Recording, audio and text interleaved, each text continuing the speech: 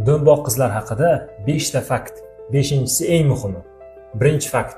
Do'mboq qizlarning immuniteti ozg'in qizlarga qaraganda kuchliroq bo'ladi.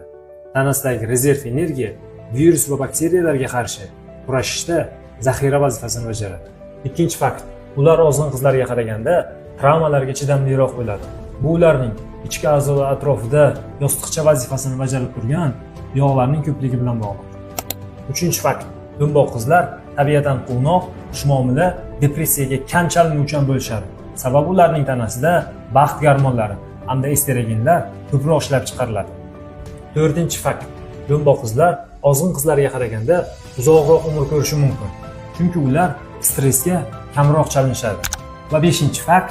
Do'mboq qizlarning farzandlari ozg'in qizlarga qaraganda aqlliroq bo'ladi.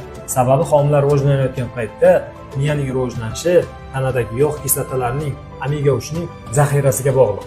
Agar sizning tana vazningiz biroz ortiqcha do'mboq bo'lsangiz, buning yaxshi tomonlari ham bor. Videoni do'mboq qizlarga yuborib qo'yamiz.